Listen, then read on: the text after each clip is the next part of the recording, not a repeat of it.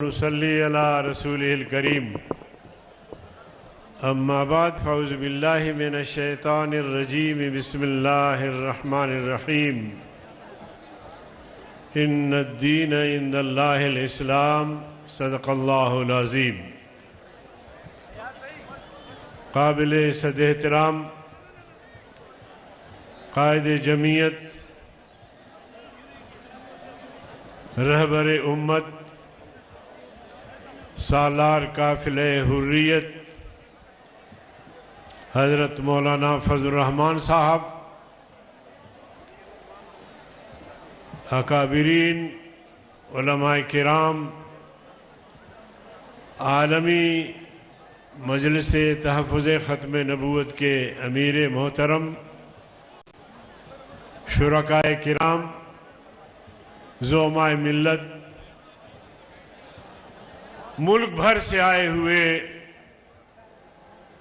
जमीयत उलमा इस्लाम और आलमी मजलिस तहफ़्फ़ुज़ ख़त्म नबूवत के कारकुनान, स्टेज पर मौजूद तमाम मकातब फ़िक्र के कायदीन, सबको मेरा सलाम पहुँचे। अस्सलामु अलैकुम व रहमतुल्लाहि व बरकातहू। अज़ीज़ान गिरामी, फितने कादियानियत, आलमी इस्तेमार, अंग्रेज साम्राज्य ने बर्र-ए-सग़ीर के मुसलमानों को तकसीम करने के लिए ग़ुलाम कादियानी का इंतखाब किया। ग़ुलाम कादियानी ने आगे चलकर नबूवत का ऐलान किया। उस दिन से मुसलमानान इस्लाम, बर्र-ए-सग़ीर के मुसलमान उसके ताक़ुब में लगे रहे और इसी तरह चल के हिंदुस्तान तकसीम हुआ पाकिस्तान और भारत की सूरत में। और पाकिस्तान की जो तहरीक चल रही थी, नारा लग रहा था पाकिस्तान का मतलब क्या। आप भी जरा जोर से आवाज बुलंद करें। पाकिस्तान का मतलब क्या? ला इलाहा इल्लल्लाह, तेरा मेरा रिश्ता क्या। इस नारे की बुनियाद पे पाकिस्तान बना। हम पाकिस्तानी समझे कि अब खत्म नबूवत का मसला भी हल हो जाएगा, अक़ीदा तौहीद बेमहफूज हो जाएगा, नामूसे सहाबा और अहले बैत किसी को हिम्मत और जुर्रत नहीं होगी अंगुशनुमाई की।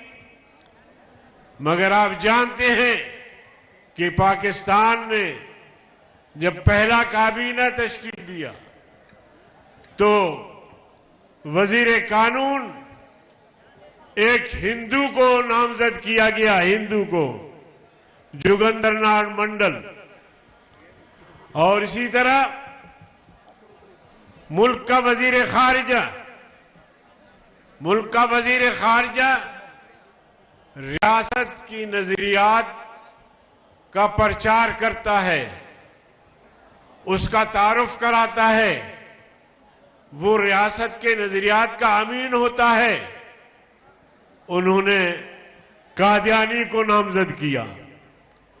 वहीं से इस्लाम से, नजरिया इस्लाम से, खत्म नबूवत से, अकीदा तौहीद से, अकीदा रिसालत से मजाक शुरू किया इन जालिमों ने। और मेरे अजीज दोस्तों, मैं मुख्तसर करता जा रहा हूं। 26 साल तक जो सेकुलर तबका मुसल्लत रहा, फौजी जर्नलों की शक्ल में, किसी भी शक्ल में पाकिस्तान को आईन नहीं दे सके। 26 साल तक पाकिस्तान बगैर आईन के चलता रहा। बेआईने पाकिस्तान 1970 में जब हमारे अकाबिर मुफक्किर इस्लाम मौलाना मुफ्ती महमूद, हजरत मौलाना गुलाम गौस हज़ारवी हजरत मौलाना अब्दुल हक साहब, हजरत मौलाना अब्दुल हकीम साहब, इसी तरह जमात इस्लामी से प्रोफेसर गफूर साहब, जमीयत उलमा पाकिस्तान से जनाब अल्लामा शाह अहमद नूरानी साहब रहमहुल्लाह, ये हजरात पार्लियामेंट में पहुंचे और इन्होंने पाकिस्तान को इस्लामी आइन दिया, इस्लामी आइन। मुझे याद है मुफक्किर इस्लाम मौलाना मुफ्ती महमूद फरमाते थे कि अगर मुझे इक्तिदार मिल जाए, इस आइन को सामने रखकर इस मुल्क को इस्लामी फलाही रियासत बना सकता हूं। नारा लगाइए जरा मुफ्ती साहब, मुफक्किर इस्लाम मौलाना मुफ्ती महमूद। तो इस्लामी आइन दिया 1974 में जब तहरीक चली, हालांकि इससे पहले भी तहरीकें चलती रही। 10,000 लोग एक तहरीक में शहीद हुए, मसला हल नहीं हुआ। जब मेरे अकाबिर पार्लियामेंट में पहुंचे, उन्होंने मिर्जा नासिर को पार्लियामेंट में तलब किया।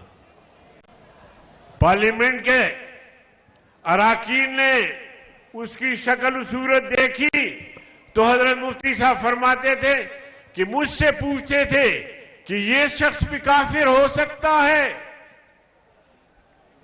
मगर मुफक्किर इस्लाम मौलाना मुफ्ती महमूद नव्वरल्लाहु मरकदहू ने और उनके साथियों ने दलाइल व बराहीन से ये साबित कर दिया कि गुलाम अहमद कादियानी और वो टोला पूरे का पूरा काफिर है। और फिर पार्लियामेंट ने मुत्तफका तौर पर कादियानियों को गैर मुस्लिम अकलियत करार दिया गया और ये लिख दिया गया कि कोई कादियानी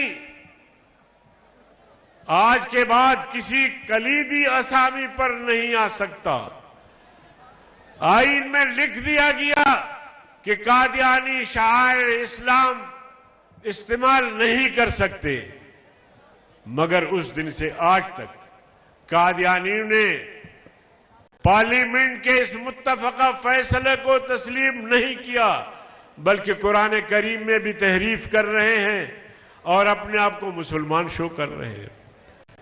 और इसी तरह मेरे अजीज दोस्तों, बाज लोग कहते हैं कि पार्लियामेंट ने क्या किया। पार्लियामेंट ने तो सारा कुछ किया है। जरदारी साहब के दौर में नामूसे रिसालत के कानून में तरमीम की बात हुई। आसिया मसीह गिरफ्तार थी। गवर्नर साहब ने यहां कह दिया कि नामूसे रिसालत के कवानीन नौजुबिल्लाह ये काले कवानीन हैं। हमने उसको कुछ नहीं कहा। उसके अपने